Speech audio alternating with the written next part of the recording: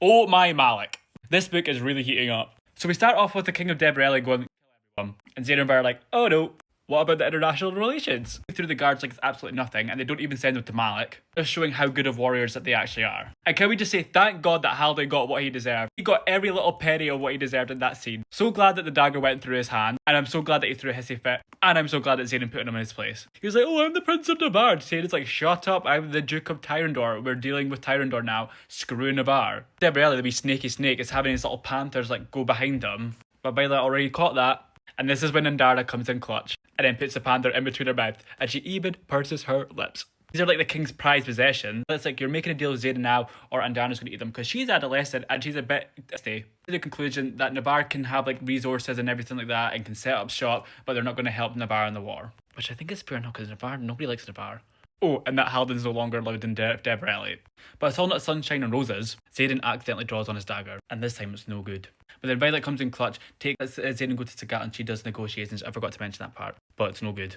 Anyway, they go back to Navarre, but Zayden goes back to home to try and get, the eyes all gone. And Violet is worrying because she's like, oh, this is a few times that he's drawn from the source now. Which I don't blame her. Karen's still ready to, just give up on him. Anyway, we find out also that Sloane is not practicing her signet, but everybody else is, and they're getting quite good. Also, I don't really blame Sloane for doing it. Like, her justification, I think, is right, but I think it's going to come into play later. Finally, Zayden then comes back, and his eyes are slightly different, though. They were gold, and now they're amber. Before we notice Zayden, we actually see a student in the source, and gets ended straight away, and Violet's like, oh no, what happens if Zayden ends up doing that too? Anyway, after that, things start moving okay. They set off to the next isles.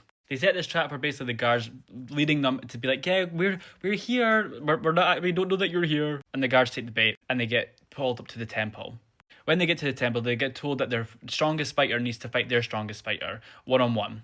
But no, plot twist. This bloody woman just starts slitting everybody's arms. So she slits Dane's arm, and then she slits Violet's arm. Oh, and Zayden. Zayden's the strongest warrior, but they also want Dane, and they also want Violet, the weakest warrior.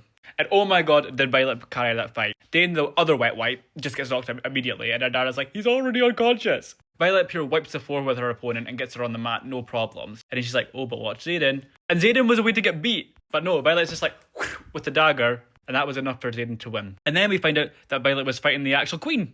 But also that Violet might have actually wielded lightning, but that wasn't confirmed. She doesn't think she has anyway, but there was a lot of rage. Anyway, they come to the same conclusion as they did with Debrelli. They don't want to help Navarre in the war, but they'll let them set up shop and everything like that. So, oh my god, is this book starting to take a turn? I am stressed.